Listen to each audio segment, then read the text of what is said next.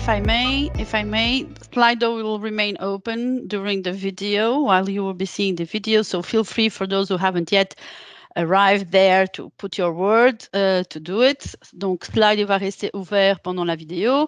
Donc, vous avez le temps pendant la vidéo d'aller et laisser votre mot aussi dans notre nuage de mots qui est en train de se former.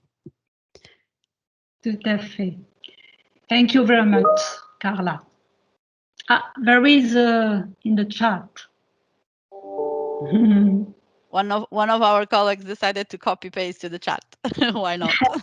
it is a big sentence. We ask one word, and this is a big sentence, Chantal. But feel free to go to Slido and put it there too, if not yet done. Oui. So merci. I will start the video then. Yes, please.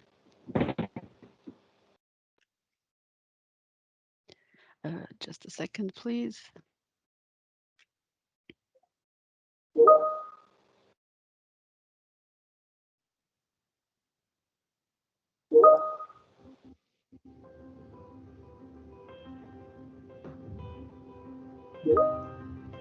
Vous vous sentez fatigué, sans volonté de faire quoi que ce soit, et cela sans raison apparente.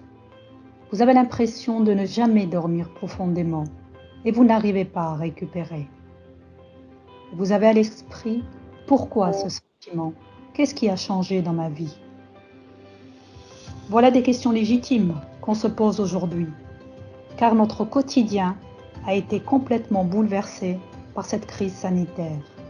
Le confinement, depuis plus d'1 an, et le télétravail obligatoire ont déterminé une réorganisation rapide de notre quotidien, influence sur notre qualité de vie en termes de sommeil, fatigue et charge mentale.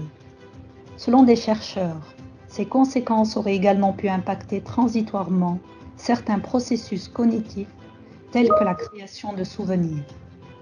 L'impact du confinement sur certains aspects de notre santé mentale va être abordé aujourd'hui grâce à Save Europe. Avec le docteur Fabienne Colette, directrice de recherche à l'Université de Liège, nous allons essayer de comprendre pourquoi nous nous sentons si fatigués.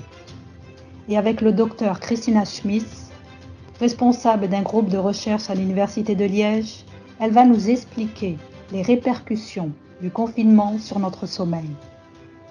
Durant cet exposé, nos 2 chercheuses, docteurs en psychologie, feront le point sur les données actuellement disponibles. Et nous allons essayer d'identifier des pistes de réflexion pour mieux en gérer les répercussions dans notre quotidien. La conférence sera donnée en français et en anglais, et vous pourrez interagir avec les intervenants en utilisant l'application Slido. Très bonne conférence à tous. Merci.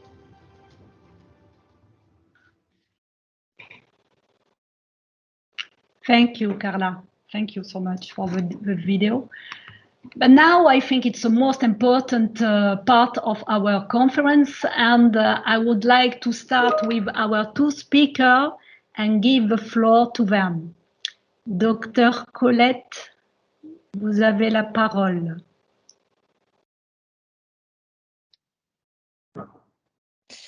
Hi everybody, can you hear me? Yes. Ok, je disais donc bonjour à tout le monde. Donc c'est un peu compliqué parce qu'on va parler à la fois français et anglais. Ok, merci beaucoup pour l'invitation. Voilà, je vais partager l'écran. Voilà, c'est fait. Donc Christina, si tu pouvais le mettre en plein écran, voilà, c'est bon. Ok, donc moi je ferai la partie française, en fait, si je ne passe pas en anglais sans le faire exprès, donc dans ce cas-là, vous me le dites, et Christina fera plutôt la partie anglaise. Et comme cela a été indiqué, Christina, on n'est plus en plein écran là. Voilà, parfait. Voilà, comme ça a été indiqué dans l'introduction, on va donc vous parler donc, de l'impact du confinement suite au Covid, donc sur nos habitudes de vie et plus particulièrement sur la fatigue et les problèmes de sommeil et également la charge mentale qu'on a pu ressentir. Donc, dia suivante. Ok, donc en fait, donc depuis le printemps l'année passée, en fait, on a commencé par un lockdown complet. Et par la suite, donc à partir du mois de juin, selon les pays, bah, ça a alterné entre un lockdown partiel ou complet à certains moments. Et alors, ce qu'il est apparu très clair très rapidement, c'est que cette situation, en fait, avait un effet négatif sur notre santé mentale et notamment sur la sensation d'anxiété, la sensation de fatigue, etc. Et alors, ce qu'il est aussi apparu très rapidement, c'est que le lockdown, ce n'est pas juste rester chez soi, mais ça a nécessité en fait de réorganiser complètement nos routines quotidiennes. Donc, on a dû s'adapter aux nouvelles mesures mises en place par les gouvernements. Donc, par exemple, aller faire ses courses seul. On a dû faire du télétravail. Pour ceux qui avaient des enfants, bah, ça a été l'école à la maison. On a dû réinventer les loisirs, etc. Et en fait, tout ça, ça a eu un impact important sur la qualité de vie des gens. Bon, les plus impactés, évidemment, ça a été le personnel hospitalier. Mais petit à petit, on s'est aussi rendu compte que des groupes un peu plus vulnérables souffraient particulièrement de la situation. Et notamment, bah, récemment, vous avez beaucoup entendu parler donc, de la dépression importante chez les étudiants et chez les jeunes par le manque de contact social. Et alors, dans la population générale, petit à petit, bah, on s'est rendu compte que, comme je l'ai dit, il y avait une fatigue importante, des problèmes d'insomnie, la solitude était importante, etc. Et donc, globalement, on en est venu à l'idée que c'était important d'essayer de comprendre ce qui se passait dans la population générale et surtout réfléchir à comment prendre en charge donc, et aider les gens par rapport à leurs plaintes dans le quotidien. Donc, dia suivante. Alors ici, je vous ai mis le lien vers une conférence en français, en fait, sur le site de l'INSERM, que j'ai trouvé vraiment très, très bien faite et assez facile à comprendre, qui revient un peu sur ce qui s'est passé dans la population générale. Et en fait, bon, ce webinaire, en fait, ça portait sur la population française. Et dans laquelle, et chez les Français, donc ils ont montré que depuis mars 2020, bah, comme vous en doutez, il y a eu de plus en plus de plaintes concernant la qualité du sommeil, l'anxiété, la dépression et également des pensées suicidaires. Donc les mots que j'ai mis en premier, c'est là où il y avait le plus de plaintes en fait. Et en fait, entre les deux lockdowns qu'il y a eu en France, on a vu que il y a eu une augmentation surtout de l'anxiété, mais pas tellement des aspects dépressifs. Et en fait, ce qu'il y a, c'est qu'en France, il y avait différentes cohortes qui étaient suivies, notamment pour la qualité de vie, etc. Et donc, on avait des données pour des gens avant la période de confinement et également pendant le confinement. Et ce qu'ils ont observé, c'est en fait qu'il y a une diversité de profils vraiment très, très importante. Ça va des personnes qui finalement ont plutôt bien vécu le confinement. Donc, imaginez un couple qui travaille à horaire décalé. Le monsieur travaille la nuit et la dame travaille le jour, par exemple. Bah, le télétravail, finalement, ça leur a permis de se retrouver et de vraiment bien profiter donc, des 3 mois magnifiques au niveau du temps qu'on a eu l'année passée. Et à côté de ça, bah, il y a les gens qui, dès le début, ont été dans une angoisse pas possible et vraiment en détresse psychologique, non seulement à cause du mental, mais également à cause d'une situation économique. Alors, ce que cette étude a également montré, c'est que finalement, ce qui nous a le plus perturbé en tant que tel, c'est pas le fait d'être seul chez soi, de ne pas pouvoir sortir, d'avoir nos libertés qui étaient restreintes, mais c'était surtout la sensation, comment est-ce qu'on dit, d'incertitude. Donc en fait, le fait de ne pas savoir ce qui allait se passer. Donc au début, on nous a dit, bah, c'est pas grave, ça va être pendant 1 mois le lockdown. Et puis petit à petit, on a rajouté des semaines, et puis on est revenu en arrière, puis on a dit, bah non, ce sera plus longtemps, etc. Et finalement, bah, on ne savait plus quoi et c'est vraiment ça qui était très pénible à vivre, c'est cette incertitude quant au lendemain. Et ce que ces études ont également montré, c'est qu'il y avait des facteurs de vulnérabilité assez importants, notamment bah, la précarité sociale, donc s'être retrouvé au chômage, ne plus avoir de moyens, bah, ça a fait qu'on a beaucoup moins bien vécu cette période. Le fait d'avoir des problèmes psychiatriques préexistants, ne fût-ce que par exemple une légère dépression, bah, ça a accentué toutes les difficultés. La situation familiale, être totalement isolé, ce n'était pas évident, ou bien vivre assise dans un petit appartement, ce n'était pas évident non plus. Et donc, en gros, ceux qui l'ont le mieux vécu, c'est ceux qui ont eu de l'espace et surtout un accès facile à l'extérieur. Et de même, chez les personnes âgées, on a vu qu'en fonction de la situation, les personnes âgées pouvaient plus ou moins bien le vivre. Alors, dia suivante. Voilà, là, je vous ai fait un aperçu un peu général de ce qu'on sait. Ici, je vais essayer d'illustrer ça avec des données, en fait. Comme ça, vous verrez concrètement comment ça se passe. Alors ici, je vais vous parler d'une étude américaine, enfin qui est vraiment une chouette étude. En fait, elle est même tellement chouette que quelque part, on s'est posé la question, est-ce que c'est eux qui ont inventé le Covid pour publier des résultats absolument super intéressants?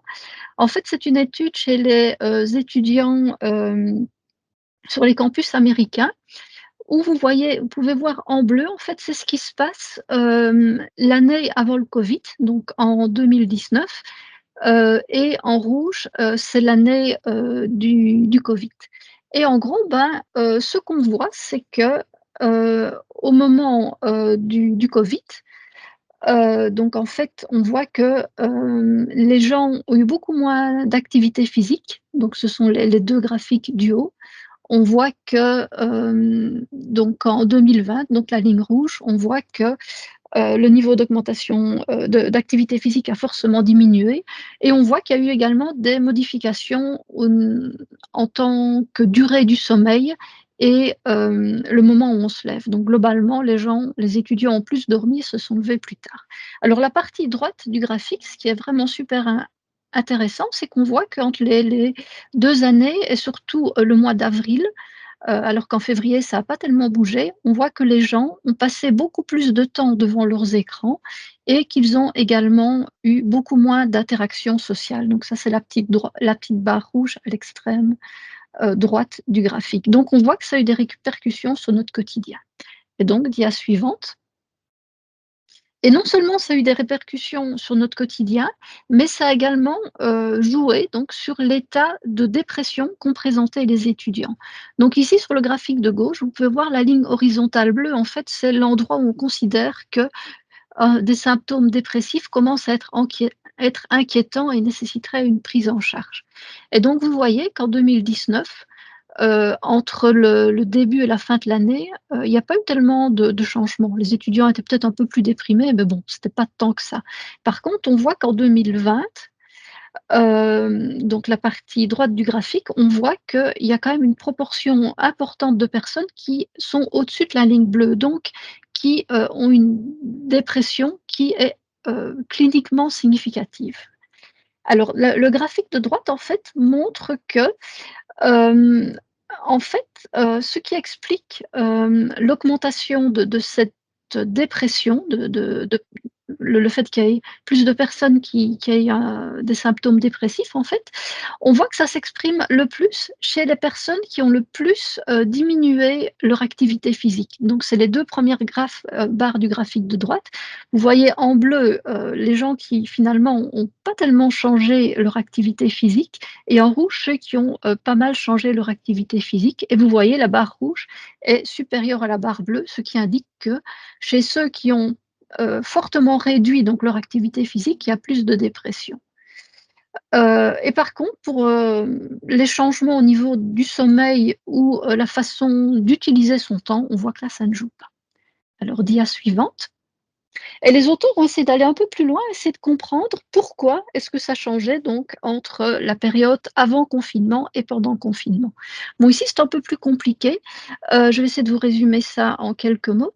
Donc, en fait, on voit que selon qu'on est en 2019 et en 2020, ce sont des mesures différentes qui vont expliquer le niveau d'anxiété. Donc on voit qu'en 2019, c'est ce que j'ai souligné en bleu, c'est une échelle qui s'appelle CESD, qui est en fait une échelle de dépression.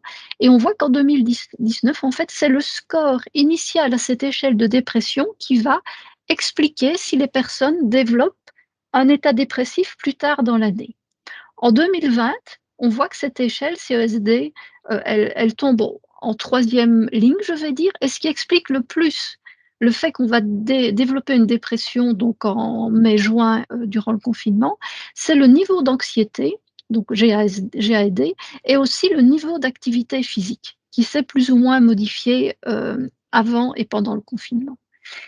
Alors, sur le graphique de droite, ils ont pris des mesures un peu différentes. Donc, plutôt que de regarder des différences de score entre avant et pendant le confinement, ils ont regardé ce qui se passait avant le confinement, les mesures avant le confinement. Et en fait, de nouveau, en 2019, donc quand il y a pas eu de confinement, on a vu que ce qui expliquait la dépression fin d'année, c'était notre satisfaction de vie globale. Donc, est-ce qu'on était content de notre vie? Sinon, on risquait beaucoup plus de présenter une dépression. Et par contre, pendant le confinement, on voit que ce qui explique le plus, enfin non, plutôt que ce qui n'intervenait pas et qui maintenant intervient, c'est les capacités de résilience. Donc le fait d'être ou pas capable de gérer la situation avec plus ou moins de sérénité. Donc on voit que ce sont des facteurs différents qui vont expliquer le fait de développer un aspect dépressif en période de confinement ou en dehors de la période de confinement. Alors, dia suivante. Alors ici, je vais le faire très court. En fait, ce que les auteurs dans cette étude ont également essayé de faire, ils ont essayé de voir si l'activité physique allait améliorer la dépression de leurs étudiants. Et en fait, ils ont payé les gens pour marcher dans un groupe et dans un autre groupe, ils ont dit de continuer comme d'habitude. Et donc, en bleu, c'est les gens à qui on a demandé de plus marcher. On voit donc sur le graphique où ils marchent plus. Donc, c'est les deux lignes rouges et vertes. Mais par contre, le graphique avec les petites barres, on voit que finalement, sur la dépression, ça ne change rien. Donc oui, ils marchent plus, mais ça n'améliore pas leur dépression. Alors, dia suivante. Alors en fait, pour résumer tout ce que j'ai dit, en fait, ici, les résultats de cette étude montrent qu'en fait, la situation de pandémie, en fait, a accentué le lien qu'il y avait déjà entre nos habitudes de vie et la dépression et a montré qu'une diminution d'activité physique, en fait, c'est le prédicteur principal de développer une dépression par la suite. Ce qui indique que durant le lockdown, c'était vraiment important d'essayer de garder des routines d'action et des habitudes de vie aussi proches aussi proches que possible de celles qu'on avait avant. Et alors, ce qui me paraissait aussi particulièrement importante dans cette étude, c'est qu'on a vu que plus on avait de capacité de résilience face au stress et à l'anxiété, moins on développait un état dépressif. Donc vraiment, la résilience était importante en situation de pandémie. Et finalement, leur étude interventionnelle, où ils essayent de faire marcher les gens pour améliorer la dépression, ça ne fonctionne pas. Alors, il y a plusieurs raisons. Peut-être que c'était trop court, parce que là, c'était juste sur 2-3 semaines, alors que d'habitude, ce type d'intervention porte sur plusieurs mois, 2-3 mois. Et en fait, ici, les gens, quand ils allaient marcher seuls, vu qu'on ne pouvait voir personne. Donc, tout l'aspect interaction sociale qui joue également de façon positive sur la dépression n'intervenait pas. Et puis peut-être aussi, parce que comme je l'ai déjà dit, c'est peut-être plus finalement dans cette situation de pandémie, nos capacités de résilience plutôt que le fait de reprendre une activité physique qui expliquait notre état de dépression. Voilà, donc en fait, encore des tas de questions ouvertes, mais ce qu'on peut en retenir, c'est ici la résilience était importante. Voilà, dia suivante, et je pense que je passe la parole à Christina. Voilà, donc on switch en anglais.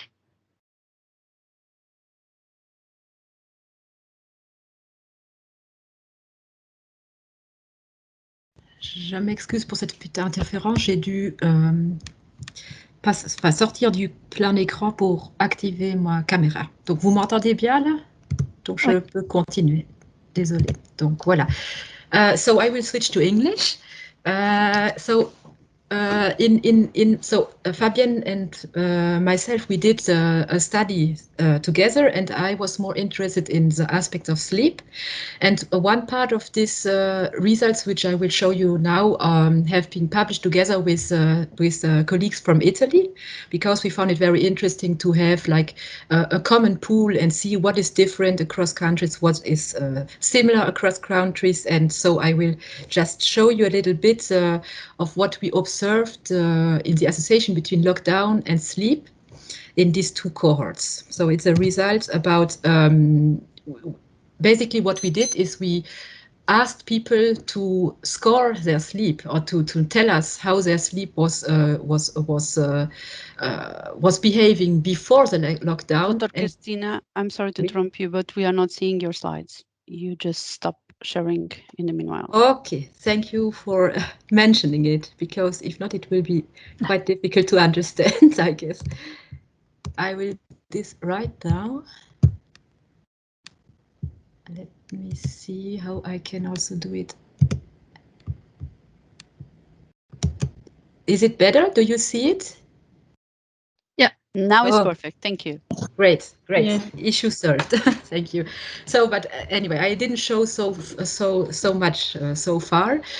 So what I wanted to say is that we asked, so we used some validated questionnaires about sleep quality, sleep timing, sleep duration, and so on, and asked retrospectively to mention how people thought their sleep was behaving before the lockdown and how they thought it changed afterwards. It's very important to mention that this was only concerning the full lockdown, so the period, the very brief period of the first lockdown. And so by doing so, we collected data of about more than 2,000 people, and we observed some interesting things, which, by the way, were observed across a little bit all over the world. There are studies which have been done in different other European countries, but also in the States and so on. So it's quite a consistent phenomenon. We observed that classically, independent of your age, your gender, your working status, we had all a small tendency to delay our bedtime and to delay our rise time, at least during this first lockdown. And this is what you can see here in this graph. Here you see the different categories which were decided to be created, and we see that all bedtime is later and rise time seems to be in average later during lockdown compared to before. So common effects across countries also concerned increased time in bed. So we had a small tendency to stay longer in bed during the first lockdown, but, and this is important, this was not necessarily associated with a better sleep. So it was like, okay, we stayed more time in bed, but the efficiency we filled in this time in bed with sleep seemed to be decreased during lockdown. And this might be very well explainable by situational or stressing factors, like our sleep doesn't like so much stress, and lockdown was associated with stress. We also observed an increased sleep latency. So this is the ability to fall asleep once we are getting prepared to fall asleep, once we are in bed. And as I said, a delayed sleep timing, and this was particularly true for men, while the decreased sleep efficiency seemed to be even stronger observable in women. Now, this was some general effects, and as I said, it was quite a general phenomenon across people, across countries which were concerned by the lockdown. But we also observed some differences, and not very much differences. But one difference which appeared quite intriguing at the first test was that the subgroup which was most affected by the impact of the lockdown on sleep quality were the unemployed in Italy, whereas it was the subgroup which was less affected in Belgium, as you can observe here. So there seems to be a difference in the subgroup which seemed to be most affected in their sleep according to the country.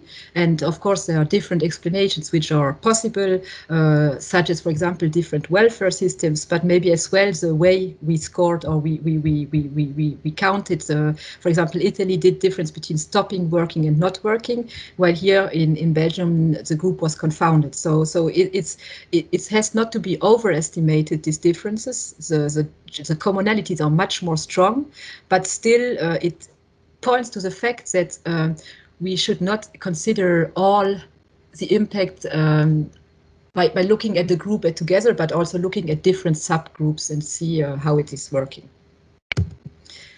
So now I'm coming really to the core of this presentation, where basically we also again used an online questionnaires.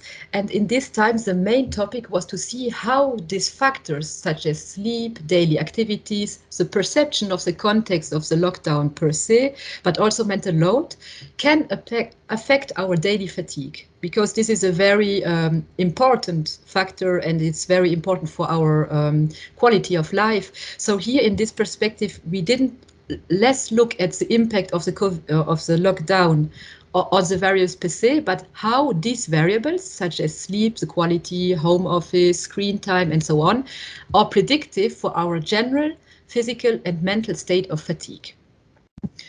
Before that Fabienne is entering into this main topic, I just wanted to do like an overview of what in these variables, which we will use after to explain fatigue, changed when we are comparing it to before and to afters. We already saw that sleep changed, but we also observe, of course, that daily activities like home office, work flexibility, work occupation changed when we compared the information we got before the lockdown compared to during the lockdown. Of course, our physical fatigue increased, more even so the mental fatigue, while the mental load we attributed to household time for ourselves decreased. So there are a lot of things which changed. But here in the next part of the presentations, we will look how these changes affect changes induced in the fatigue state. And I give the hand now to Fabienne. Okay, thanks, Christina. En français, pardon. Voilà, donc en fait ici, je vous mettrai chaque fois un graphique pour expliquer ce que je veux dire et vous verrez que tout va toujours dans le même sens. En fait, donc le graphique que vous voyez ici en bas, vous avez toujours sur l'axe des X la mesure qui nous intéresse, donc dans ce cas-ci l'anxiété, et sur l'axe vertical, en fait, le niveau de fatigue. Donc plus on est bas, moins on est fatigué, et plus on est haut, plus notre sensation de fatigue est présente. Ici, je le rappelle que cette sensation de fatigue, c'est pas la sensation absolue de fatigue, mais juste la différence entre notre sensation de fatigue par rapport à la variable qu'on mesure, donc par exemple ici l'anxiété, entre avant le confinement et pendant le confinement. Donc en fait, et puis ici, vous voyez qu'à chaque fois, on a un cadre avec la fatigue physique et la fatigue mentale. Donc ici, par exemple, dans le cas de l'anxiété, vous pouvez voir que plus on rapporte être anxieux durant le confinement, plus on va se sentir fatigué. Et en fait, ce que vous avez en rouge dans les deux petits cadres, c'est lorsque cette relation est significative au niveau statistique. Donc, vous pouvez voir que pour la fatigue physique, en fait, plus on est âgé, plus on va se sentir proportionnellement plus fatigué pendant le confinement qu'avant, et plus on est anxieux, comme je viens de le dire, plus on s'en sentira, la différence de fatigue sera importante pendant le confinement par rapport à avant. Et pour la fatigue mentale, donc là, c'est juste l'anxiété qui joue. Alors, la dia suivante.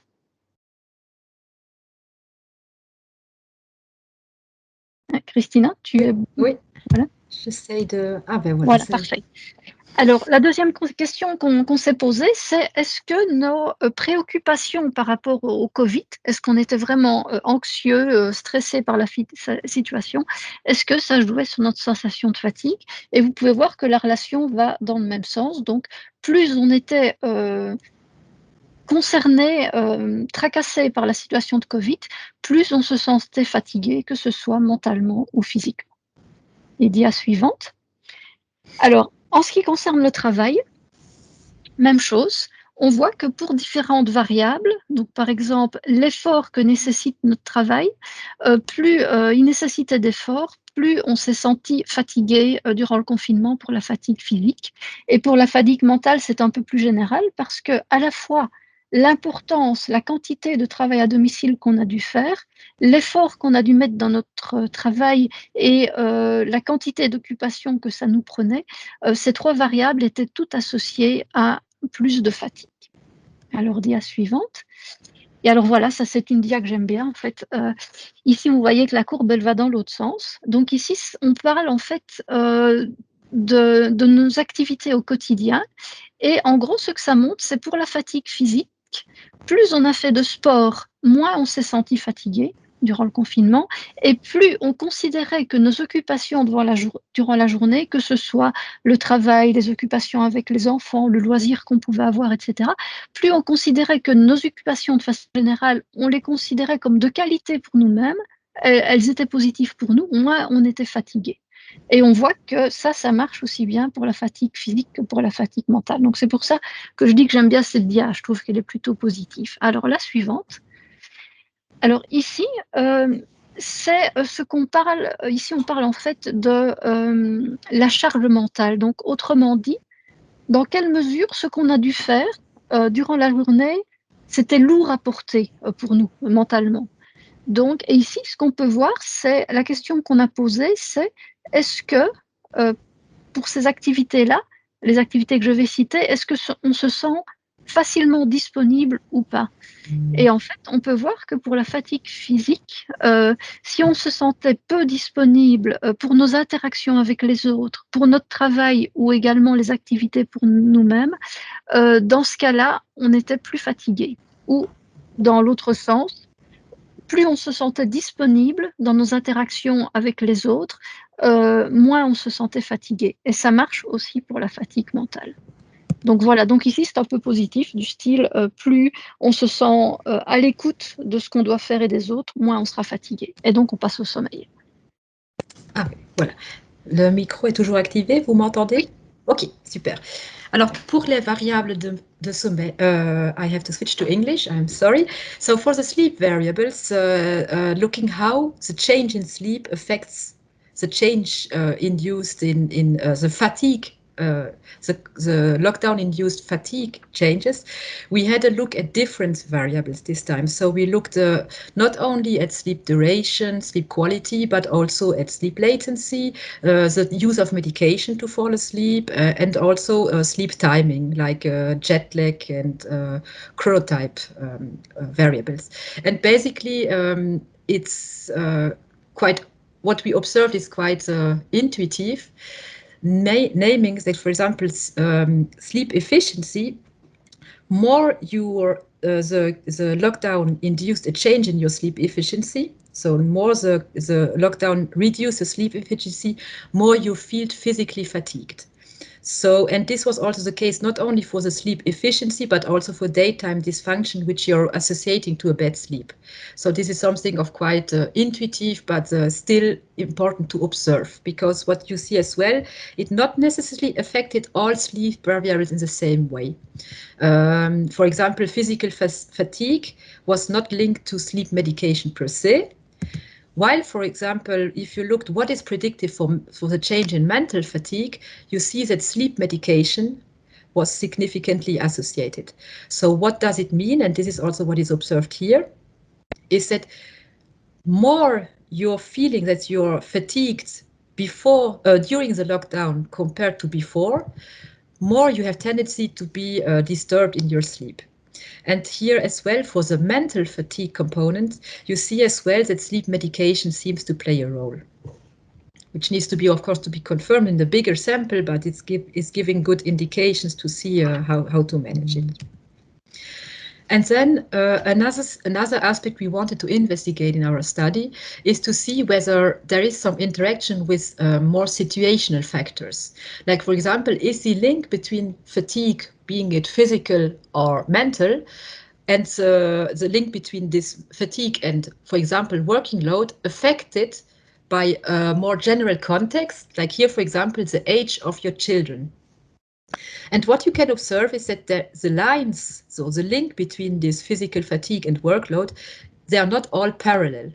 So here, for example, in the left graph, you can observe that the link between physical fatigue and working load was particularly strong for parents of children between 4 and 6, while it was near to absent when children were above 18. So which kind of can make sense again, and which again emphasize on the fact that situational factors play a role in the association between fatigue and other factors such as working load. Another example of this interaction with situational factors was profession. So all professions, of course, were not equally affected by the lockdown per se, but also the predictive value of working load on our mental or physical fatigue seemed to be at least partially dependent on our profession. And here the evidence is much less strong, I have to say. So these results need to be confirmed, are less strong compared to the one we presented before. But again, it gives us the indication that if we want to intervene or make an intervention on our fatigue, on our sleep, it is also good to know the professional context or the situational context of the person we have in front. This one, yes, I think this one was for me still, yeah. So very generally, the modification of daily activities had an impact on our fatigue. Generally, we can still conclude that the effects are globally comparable between physical and mental fatigue, except for in the sleep domain, there is some tendency to observe that physical fatigue was more linked to sleep quality, while mental fatigue was more linked to sleep disturbances per se. So one is more in the range of what is still physiologically acceptable, while when it comes to mental health, it is going more already people really mention the word disturbances of their sleep, which is like on a continuum a little bit further than just oh, my sleep quality is not so good. And another effect which seems to be specifically observed in physical and mental fatigue respectively was work occupation, which was more predictive for mental fatigue, while sports or the number of sports activities we had, or the change we perceived before and after lockdown, was more linked to physical active. So what is but still important to mention is that the majority of these relations which we observed are also observed outside of the lockdown.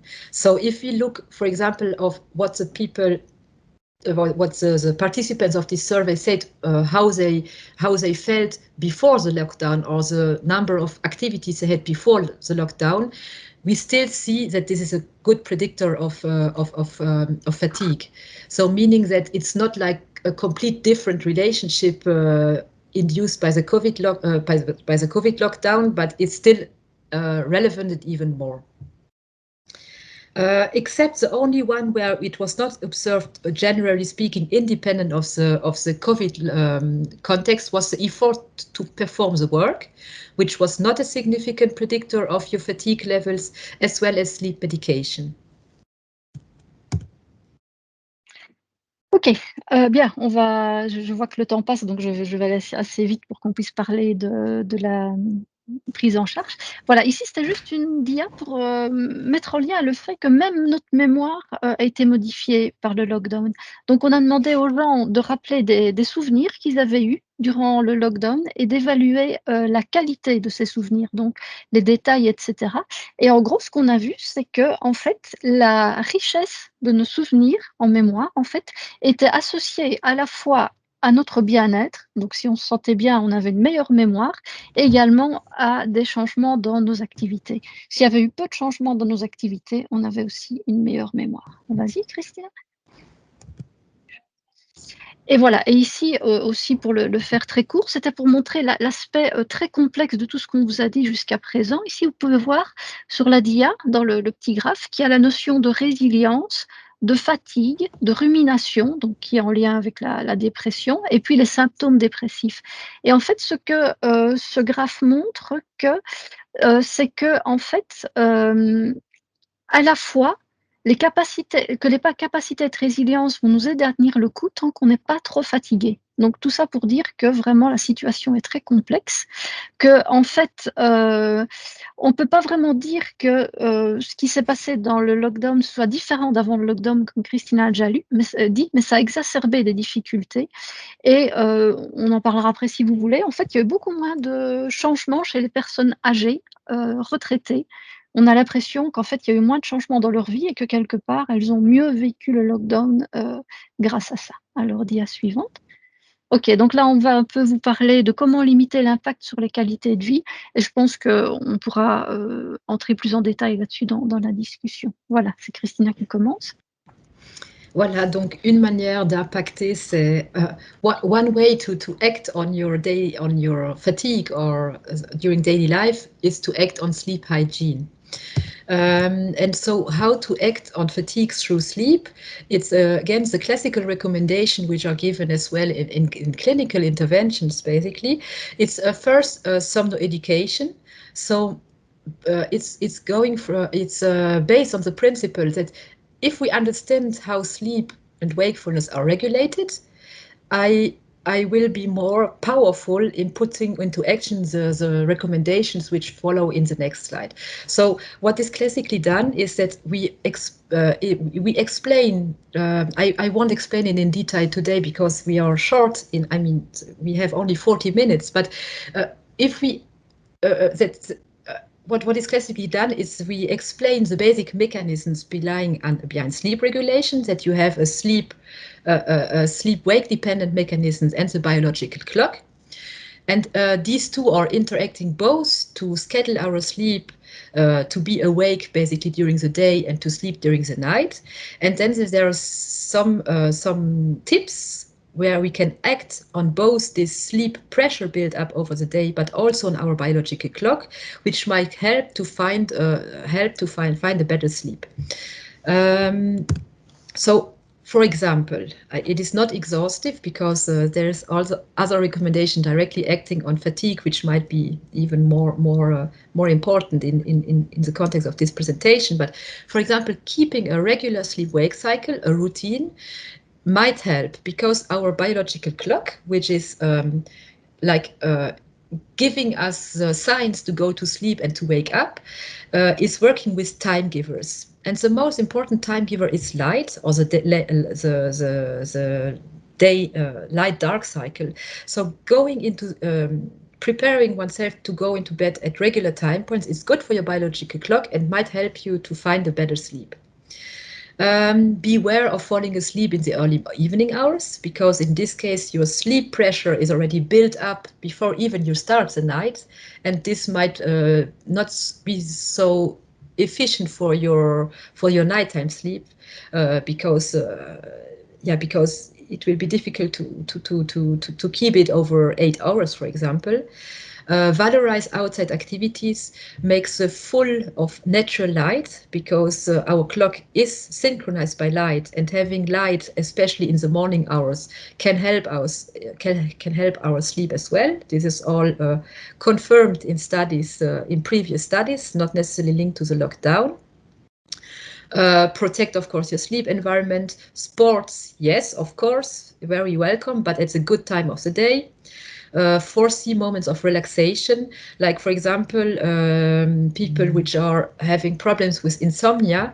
It's often proposed that they are following a very strict routine before to go to bed, in order to not start to accumulate worries just before. So having relaxation just before to go to sleep might be a good point.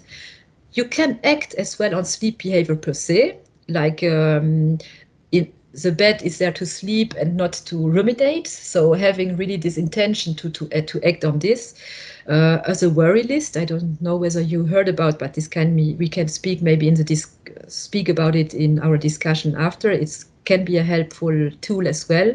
Nap management. Don't nap too much. Don't nap too late in the day, and don't try to nap every day. And light exposure, as I already told it. So these are actions you can try to slightly increase your sleep with quite specific actions.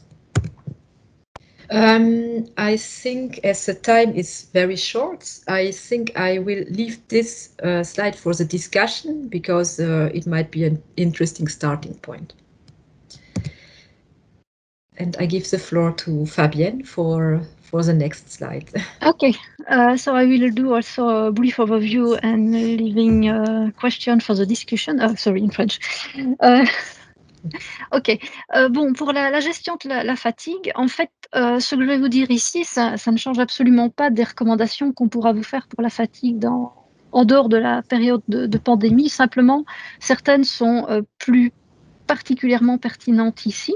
Alors, je dirais, au niveau du boulot, surtout, ne pas oublier de prendre des breaks. On va s'épuiser si on travaille de 8 h du matin à 20 h le soir sans aucune pause. Il faut faire un peu d'activité physique, même si on est coincé chez soi, ne fût-ce que se lever et descendre, monter les escaliers.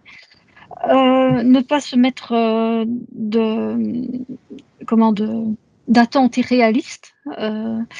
Et puis, surtout, avoir des contacts en dehors du travail, quoi. Même si c'est des contacts par visio, il faut avoir des contacts en dehors du travail. Et comme je l'ai dit, avoir des activités plaisantes. Alors, ne pas oublier que la façon dont on fonctionnait dans notre vie de tous les jours, il y a beaucoup de choses qui ont changé, donc on est vraiment dans un contrôle cognitif beaucoup plus accru maintenant, et ça demande de l'énergie mentale. Et donc, le fait d'être tout le temps dans un contrôle, ça peut expliquer notre fatigue. Donc, il faut aussi être un peu bienveillant envers soi-même et se dire que c'est normal qu'on soit fatigué. C'est pas parce qu'on est paresseux, c'est juste que la situation est difficile. Alors, dia suivante. Ah oui, alors je voulais revenir sur la fatigue des visios. On fait tous des visios tout le temps et on se demande toujours pourquoi les visios nous fatiguent à ce point. En fait, ça nous fatigue pour plusieurs raisons, qui est tout d'abord d'un point de vue évolutionnaire. Notre évolution depuis le singe ne nous a pas amené à devoir interagir par écran tout le temps comme on le fait pour le moment. Et alors aussi, plus prosaïquement, souvent, la qualité de l'information est très mauvaise. Ça fatigue le cerveau. Le cerveau doit compenser parce que, par exemple, il y a souvent un décalage entre ce qu'on voit à l'écran et ce qu'on entend. Donc voilà, ça fatigue le cerveau. Se voir sur l'écran, on n'a pas l'habitude, ça attire notre attention et de nouveau, ça nous fatigue. Et surtout, quelque chose à quoi on ne pense jamais, voir les gens en grand en face de nous à moins d'1 mètre, en fait, de nouveau, dans une perspective évolutionnaire, c'est une menace, on se sent agressé. Et donc, il faut traiter ça et se dire non, Christina que je vois en face de moi, je la connais, elle est bien gentille, elle ne va pas être méchante avec moi. Voilà, de nouveau, ça fatigue le cerveau. Et puis, on n'a pas le langage non verbal qui souvent, voilà, je prends un exemple un peu stupide, je vois quelqu'un devant moi qui a une mine complètement horrifiée, c'est pas nécessairement parce que je viens de dire une bêtise, si Christina a une mine horrifiée, c'est juste parce qu'elle vient de renverser son verre d'eau sur son ordinateur, par exemple. Mais ça, on ne le sait pas parce qu'on n'a pas le langage non verbal de la main qui a pris le verre d'eau. Et puis la petite blague pour les francophones, le chat, ça prend aussi des ressources, comme le chat qui saute sur les genoux. Voilà. Alors, dia suivante, pour terminer, je pense que c'est une des dernières.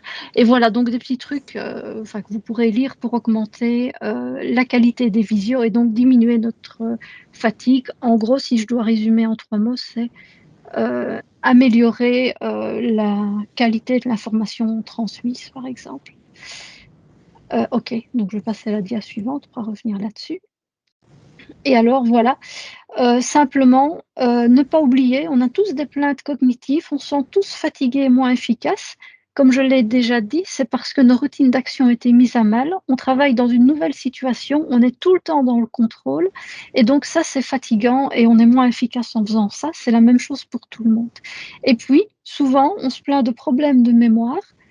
Cette dernière année, il ne faut pas oublier qu'on a tout le temps été dans le même environnement et donc se créer des souvenirs distinctifs, c'est pas facile parce qu'un écran de visio, c'est toujours le même et donc savoir qui a dit quoi à telle réunion, si on a toujours le même environnement, on oublie aussi.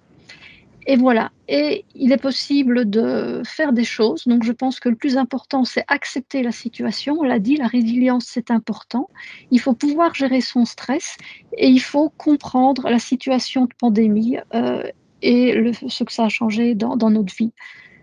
Pour pouvoir mieux y faire face. Et donc, en fait, il n'y a rien de nouveau. Je veux dire, tout ce qui, avant, expliquait notre bonne santé mentale, c'est la même chose maintenant, mais simplement, certains facteurs ont pris plus de poids par rapport à d'autres. Voilà, et je pense que la dernière dia, c'était pour vous remercier pour votre attention et laisser la place à la discussion. So, thank you to everybody for assisting to this presentation. Thank you very much, Dr. Colette and Dr. Smith, for this very, very interesting presentation. Of course, there is a lot of things to know like that, but to have a figure and to have understanding, it's very better to understand all this kind of point. And now I think it's a good time to pass to the question because I'm sure the colleague would like to ask and to see with a Slido question. Can I kindly ask Dr. Christina Smith to stop sharing? I think it's you.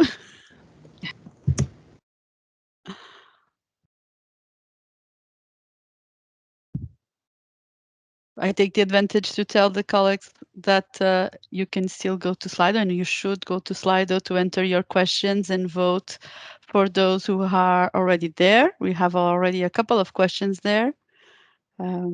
Feel free to vote for those if they are related to you, if you feel that they represent your questions, and feel free to add new ones. In the chat, you have a small image that shows how this looks in your GSM if you are accessing by the GSM, and you can easily get to the question and answers.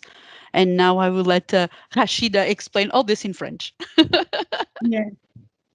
Ok, je vais parler maintenant un petit peu en français. Donc voilà, on a tout un tas de questions ici. Et ce qui est intéressant, c'est que les collègues, donc avec Slido, peuvent voter. Et les questions votées avec le plus de pouces vont passer en haut. Et alors nous, on va essayer dans le temps imparti de répondre à ces questions avec Dr Colette et Dr Smith.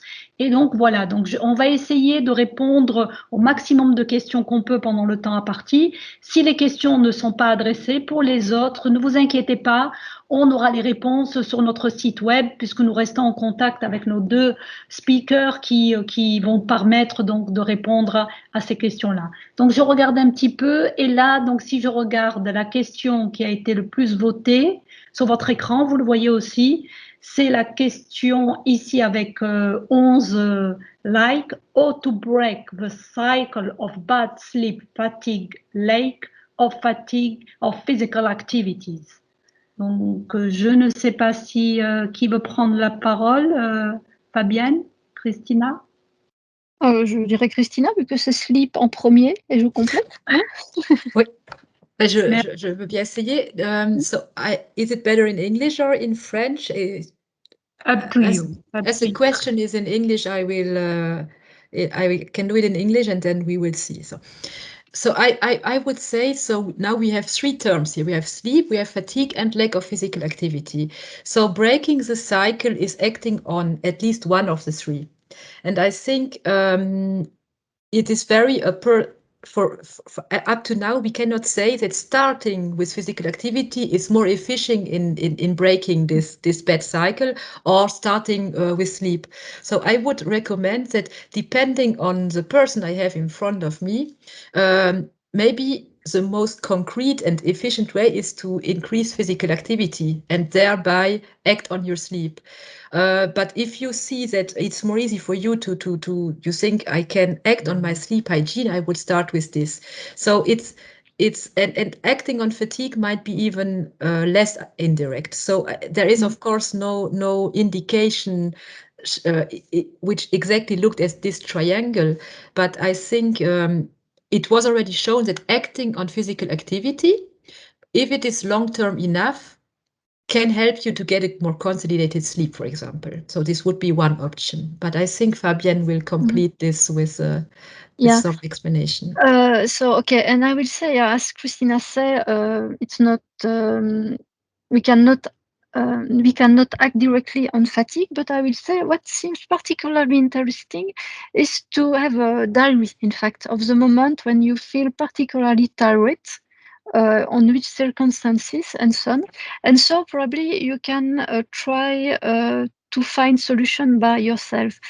For example, I don't know if you notice that you are particularly tired just after lunch because you have the habit to have a very gourmand lunch with a lot of meat and so on. And so after you have, I don't know, we say in English, coup de pompe, perhaps just go for a short walk after lunch. It will help for your feeling of fatigue.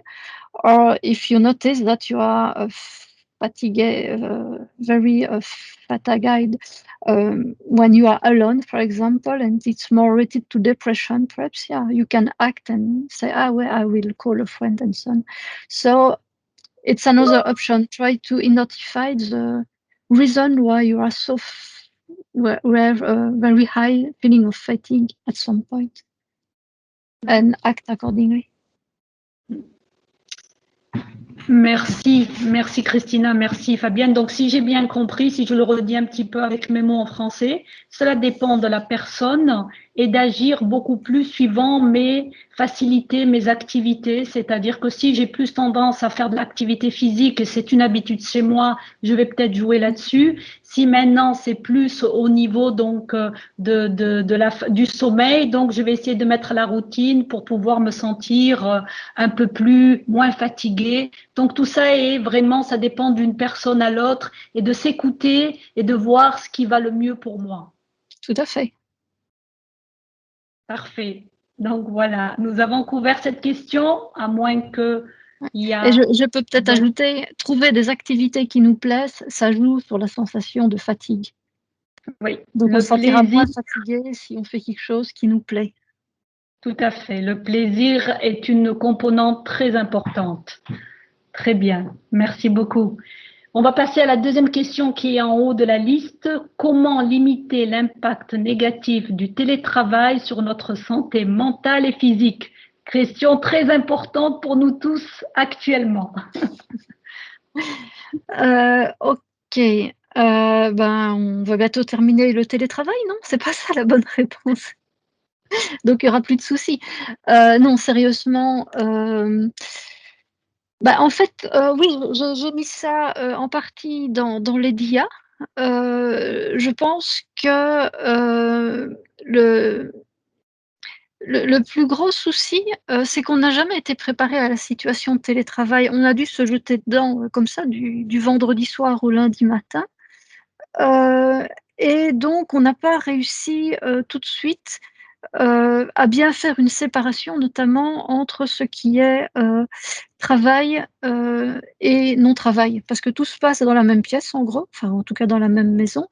Et je dirais que maintenant, et d'ailleurs je pense qu'il y a quand même pas mal d'employeurs qui vont dans ce sens-là, il faut vraiment séparer, même si on reste à la maison, les périodes de travail, de périodes famille, etc., même si on doit rester dans la même pièce. Quelque chose qui jouait aussi avant, c'était les temps de transport qui nous permettaient souvent de faire une période de transition entre le boulot et la maison. Donc voilà, par exemple, pourquoi ne pas décider, j'ai des collègues qui font ça, tous les matins, ils vont faire une petite promenade avant de se mettre à travailler. Ça remplace le fait d'aller prendre le bus. Il faut faire des pauses régulièrement et notamment, je le fais aussi, donc je vais jeter la pierre à personne, mais enchaîner les visios de 8h du matin à 6h du soir avec à peine le temps de manger, oui, c'est négatif et non seulement on se sent épuisé, mais on est aussi moins efficace au point de vue de la productivité. Et puis, voilà, la fatigue des visios, c'est de trouver des petits trucs qui nous permettent de mieux fonctionner sans. Voilà, je dirais essayer d'appliquer ce qui paraîtrait logique comme bonne hygiène de vie. Je ne sais pas, Christina, si tu vois des choses à ajouter. Moi, Oui, Christina. Mais non, c'est juste un commentaire, mais la question est orientée vers l'impact négatif du travail. Je voulais juste aussi mais mentionner que probablement, mais comme on vient de se rendre compte aussi, le télétravail, il peut être perçu aussi comme positif dépendant du contexte, comme Fabienne le disait aussi au début de la présentation, pour quelqu'un qui faisait, dans une relation ou deux travail, parfois le télétravail peut être vu comme positif. Mais ici, c'est clairement, la question, c'est l'impact négatif du télétravail, donc je n'ai rien à en ajouter. Moi, je voulais juste dire un petit peu par rapport à notre organisation. C'est vrai qu'à partir du 9, donc à partir de demain, donc il y aura une possibilité de retourner au bureau, mais avec une jauge très limitée de 20% par rapport à la totalité du personnel et avec des rotations, justement, cette possibilité qui a été donnée par le gouvernement belge dans lequel nous nous trouvons, parce que nous suivons toujours l'État membre dans lequel nous sommes, et ici c'est la Belgique, je parle pour Bruxelles en tout cas. Et donc à partir de demain, donc ça sera une journée avec 20% de collègues, donc on doit faire des rotations. À partir du 1er juillet, nous allons passer à une trentaine de pourcents et en principe en septembre à 50%, toujours sur base volontaire. Hein. Donc on n'impose rien, les ressources humaines essayent un petit peu et on travaille en collaboration avec les organisations syndicales et les représentants, de trouver un accord donc qui convient à chaque individu. Comme vous l'avez dit, Christina, effectivement, il y a des gens qui se sentent très très bien avec le télétravail et qui veulent continuer. Et il y a d'autres personnes qui ne le supportent plus, c'est une situation extrêmement difficile. C'est ça qu'on est en train de travailler à l'heure actuelle avec les organisations des syndicales et les représentants et bien sûr les ressources humaines, de trouver la meilleure solution pour le personnel. Donc voilà. Je pense qu'on a répondu à cette question. On will pass to the second one. Why so tired? It's a big question. Yes. True. I think it's already answered during this conference about all this digital aspect, but maybe you have something else to add, Christina, or... Okay, yeah, perhaps we can just summarize. I think we are so tired for a lot of reasons. The first one, as I've said, but I said it perhaps shortly, is that it is a new situation. We have to adapt to new way of acting. So it's something that is very demanding for the brain. So that explains mental fatigue. So it's completely normal to feel tired when, for example, if you go for shopping and you have to buy your food, and usually you touch the food to see if the fruit are mûr. I don't know in English. I ready to eat, but you can no more do that. You have to do it with your eyes. So it's very difficult. So it's fatiguing. Another reason is about anxiety and depression. The fact to be more anxious, to have a small symptom of depression, is also associated to a feeling of fatigue, both physical and mental fatigue. And also with anxiety, there is sleep problem that also involves fatigue, and that's the part of Christina.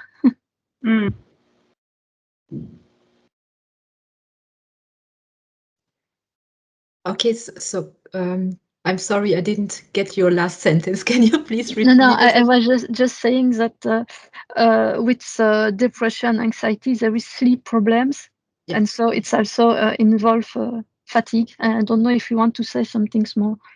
Yeah, I mean, if you don't mind, Rashida, we can, because this is also the next question is going to the worry list. Yes. And this is like it's not something of magic, but it's part of one. So a stressful situation can lead to anxiety, and anxiety is the enemy of your, or it's not the best friend of sleep. So what is happening a lot of time is that, okay, I'm maybe will be able to fall asleep. But then I'm going into a lighter deep stage and I will start to ruminate. So I'm no more fully asleep, but I'm not fully awake neither. I'm a little bit in between. And then rumination starts to pop up. And then sometimes I'm partly aware of the questions I'm going through to my sleep, and then I forgot to do this, I should have to do this, how can I handle this? And it's quite difficult to find a solution during sleep, because your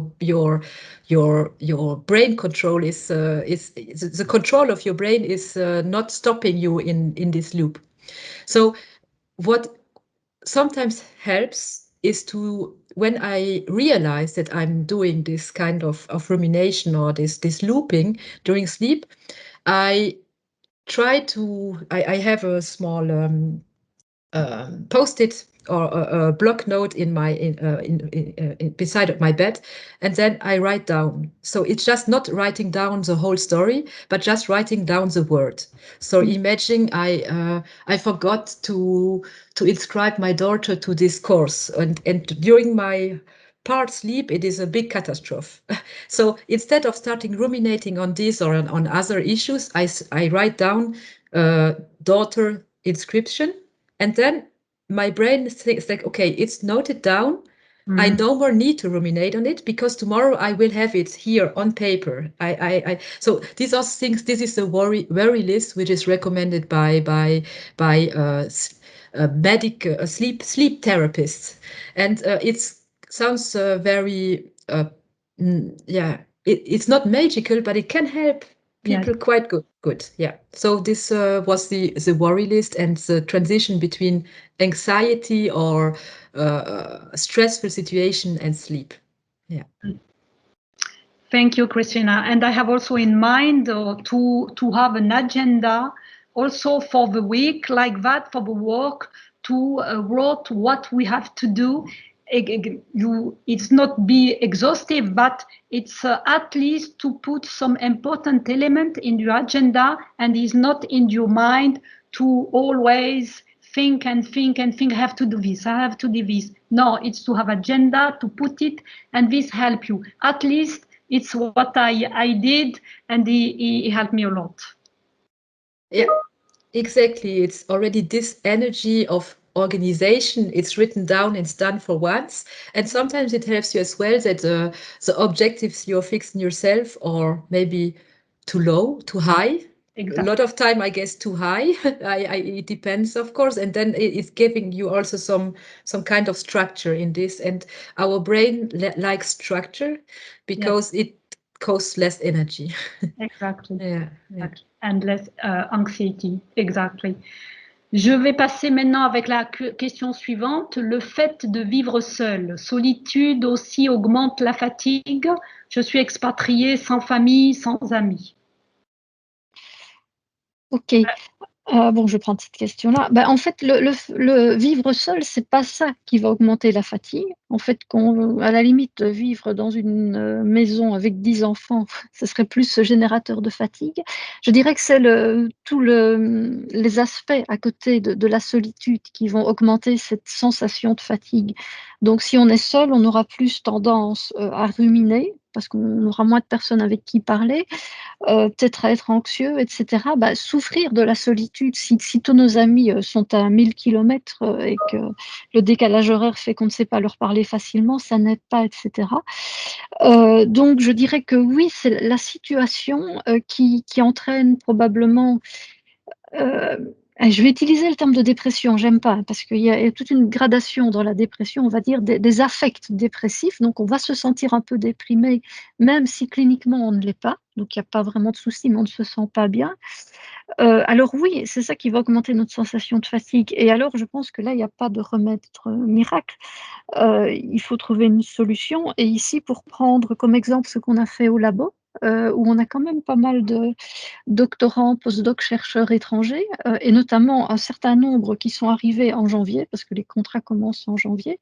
Donc on s'est retrouvé avec des gens, notamment des Indiens, on avait une Iranienne, enfin bref, des Italiens, etc. Donc des gens au labo de tout pays qui n'avaient pas encore un réseau social ici. Et alors ce qu'on a demandé aux doctorants belges du labo, c'est de créer des groupes WhatsApp, et je pense qu'il y avait 2 ou 3 doctorants du labo qui, entre guillemets, prenaient en charge un chercheur étranger qui venait d'arriver.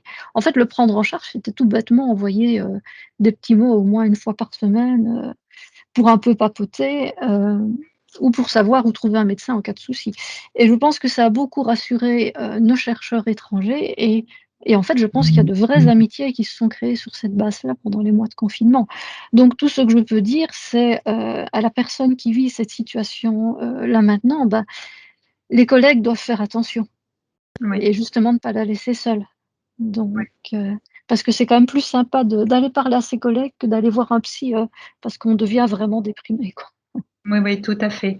Et moi, je voudrais rajouter, tous les collègues de Save Europe sont ici pour vous aider. N'hésitez pas à nous contacter, à nous envoyer des emails. On peut discuter ensemble.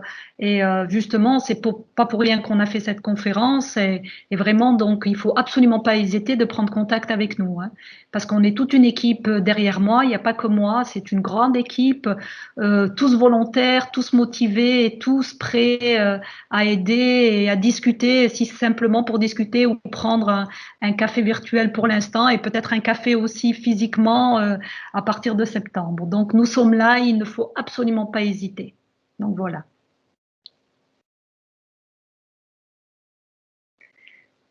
I will pass to the next question.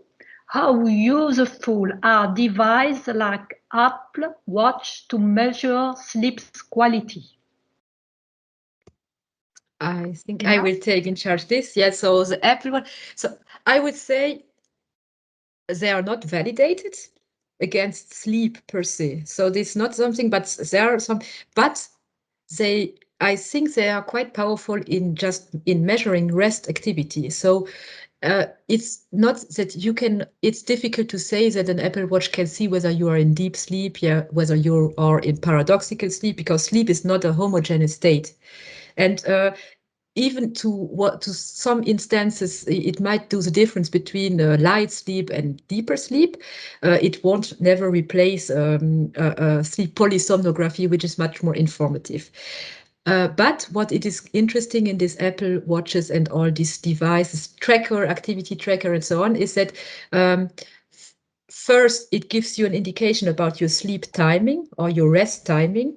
So seeing, if I see that every day there is a small period of without any kind of activity, and this period is like, for example, restrained to 4 hours every day, it might give some indication that it should be good to expand a little bit this period. So, and it is working. Apple Watches are working with big numbers. So more people giving this information, more the algorithm behind will be able to deduce things about the sleep, which in itself might be a good or a bad thing. But yeah, I think I would not go to sleep quality.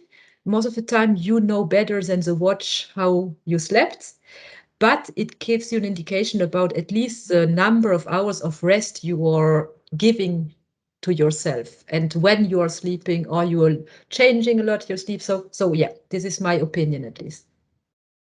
Thank you, Christina. Fabienne, je ne sais pas si...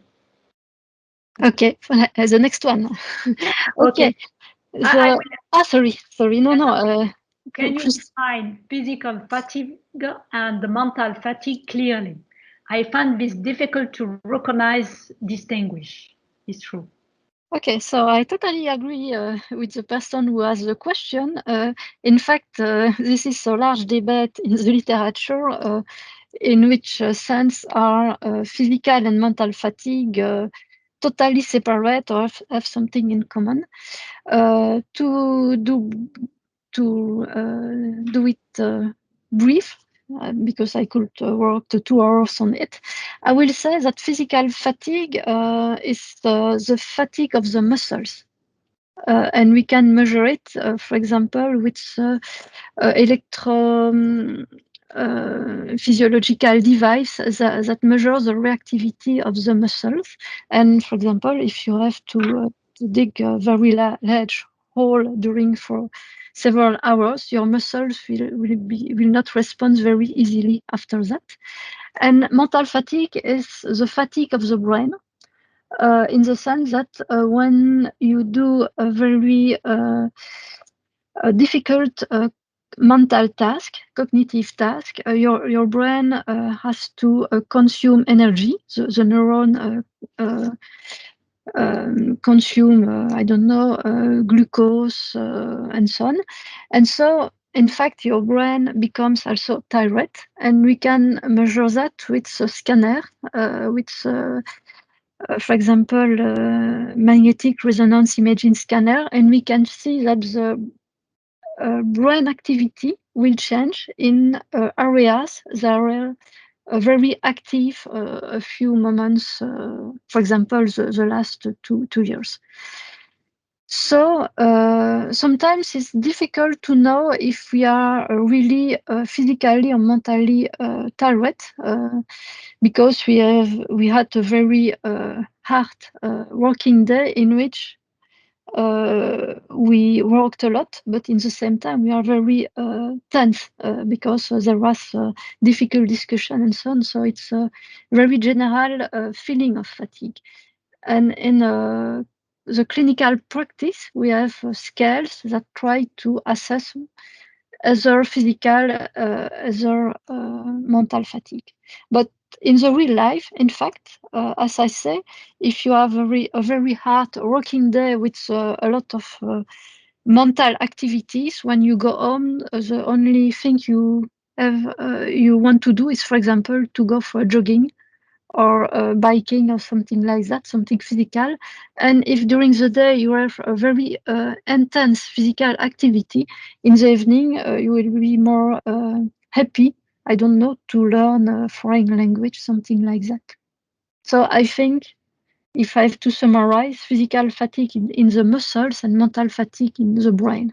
But I totally agree, it's not always so easy to distinguish. Thank you, Colette. I will go quickly with the next question.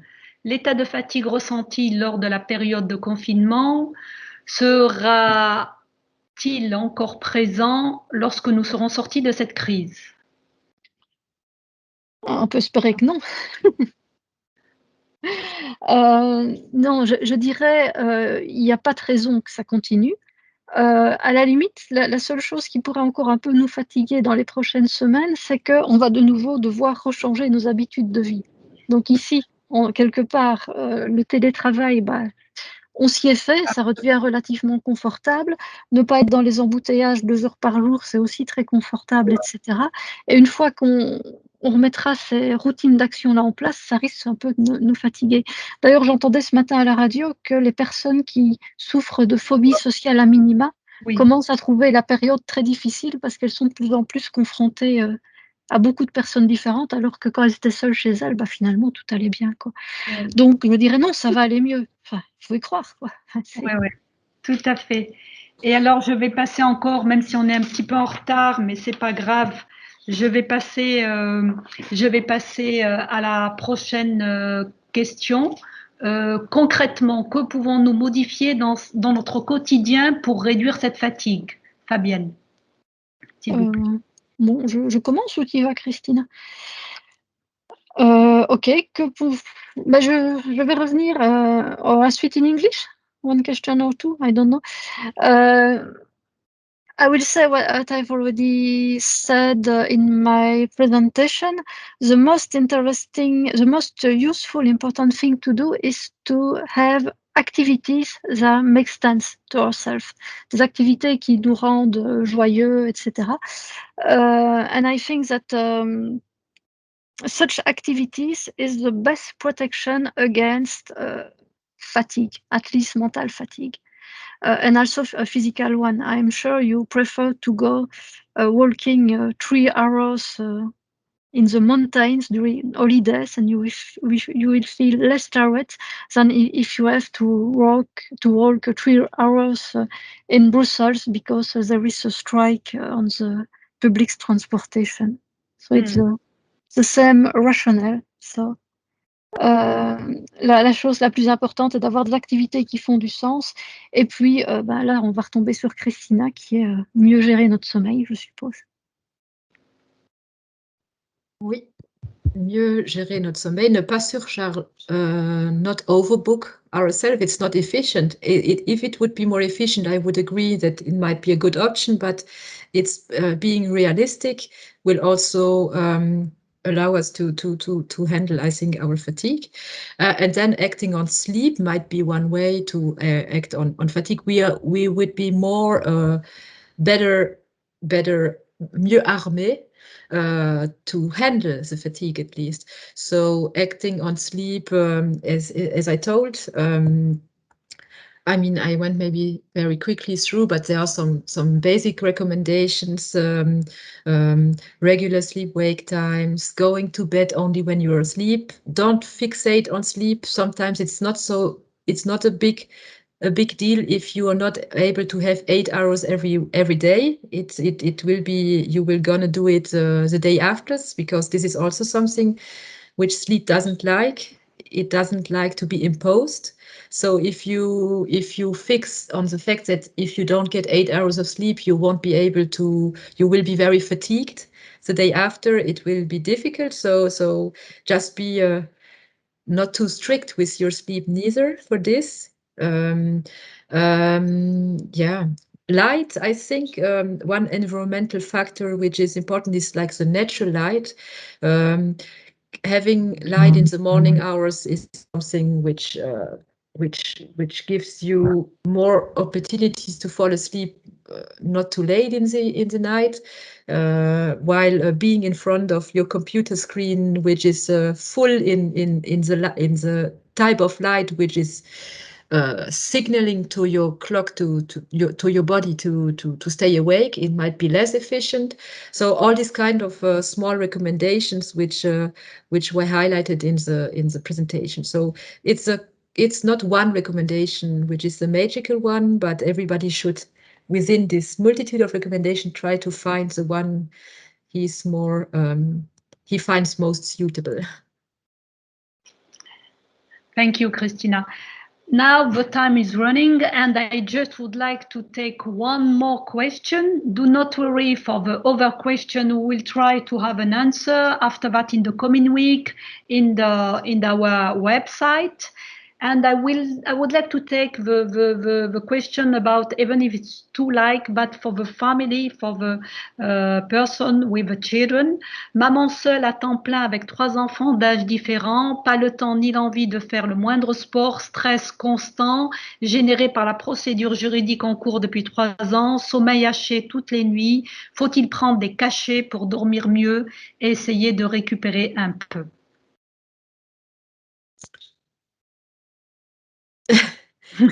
Oui, voilà. Mais là, on voit bien que les contextes, donner des conseils, aller toujours dormir à la même heure, c'est bel et bien, mais c'est complètement à côté du contexte ici, parce que si on a 3 enfants, mais on peut pas leur dire, mais non, moi, on m'a dit qu'il faut que j'aille dormir à la même heure. Donc, je comprends très bien, je suis maman de 2 enfants aussi, et que enfin voilà, je sais que ce qu'on veut et ce qu'on peut faire n'est pas toujours la même chose. Je vois déjà aussi, comme dans la question aussi, que vous dites juste avant que vous n'avez pas envie de prendre des cachets, c'est ça? Stress constant, sommeil haché toute la nuit, faut-il prendre des cachets? Ouais. Alors, faut-il prendre des cachets? Je pense que je ne suis pas médecin et je ne connais pas votre contexte assez pour donner pas donner une réponse concrète. Je pense que dans ces cas-là, ce serait vraiment...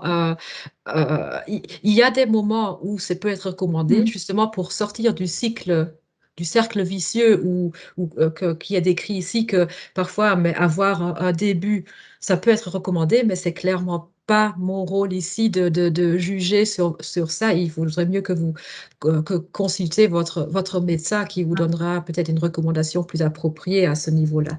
Donc, mais je comprends très bien que là, vous mettez bien l'accent sur, oui, le contexte est très important et voilà.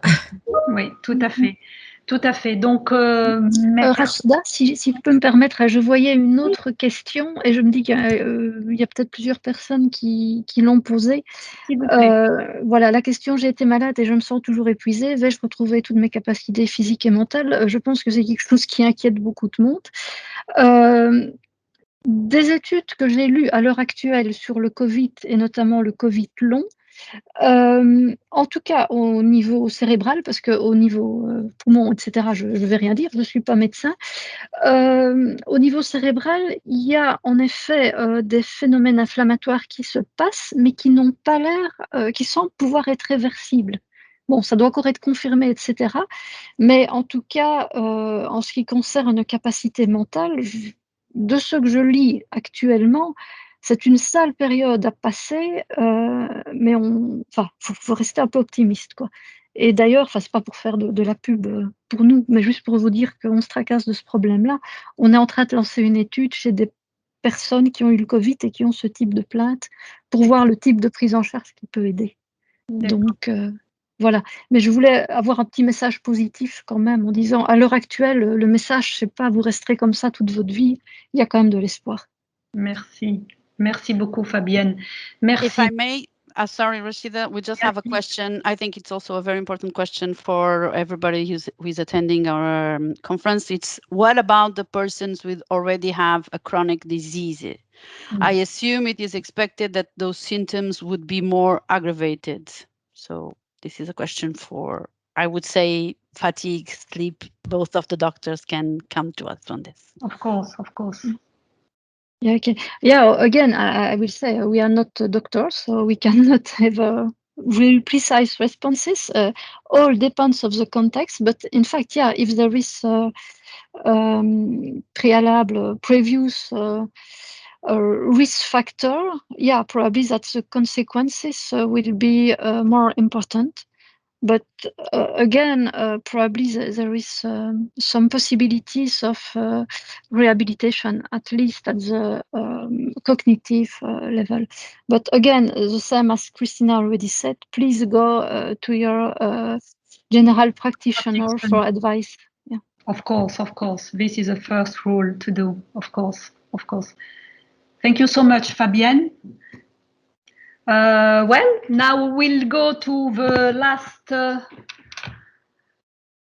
point in our agenda. I think it's I just will make a wrap up about this conference. For me, it was a very interesting conference. Thank you very much, Fabienne, and thank you very much, Christina, for all these elements and for be present today and to present this conference. As I said, this conference is recorded, be made available in our website as well as the slide of your presentation, because I know a lot of colleagues cannot attend it unfortunately today, but very interesting about that. Et voilà, donc je suis vraiment très contente. C'est vraiment, j'ai appris beaucoup de choses, c'est très intéressant et ça nous rassure beaucoup parce qu'il y a des éléments qui sont très pertinents et vos slides le démontrent parfaitement. Et donc voilà, donc ils seront disponibles sur notre site web Save Europe et aussi la conférence. Et je voudrais remercier toute l'équipe qui était derrière nous et tout particulièrement Carla Carvalho qui nous a vraiment aidé pour tout ce qui est Slido et tout ce qui est IT, sans compter bien sûr Guylaine, Fadila, Stavros avec la vidéo et tous les autres de Save Europe. Donc, je ne sais pas si quelqu'un voudrait dire quelque chose en plus.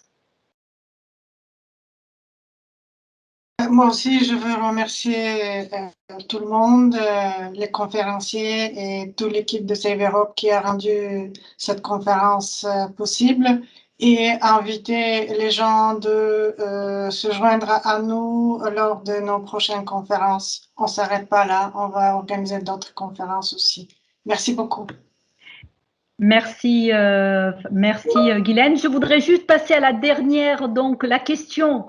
Qu'est-ce que vous avez donc retenu de cette conférence? Donc Carla, could you please show up the slide of Cloud? Parce que là, vous pouvez introduire, si cette conférence, vous avez en un mot, qu'est-ce que vous partez avec quoi avec cette conférence? Donc, vous pouvez introduire...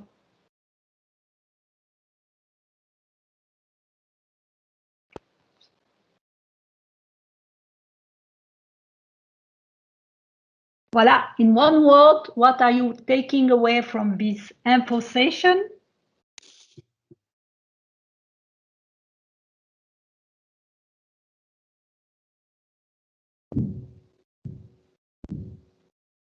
We are slowly getting some inputs.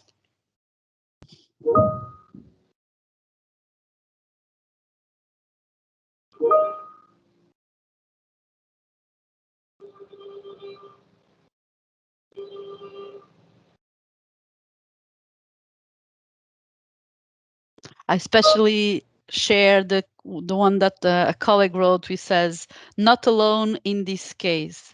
It's nice to have the feeling that we are not alone and we can reach out to each other and ask for help and be together and find solutions.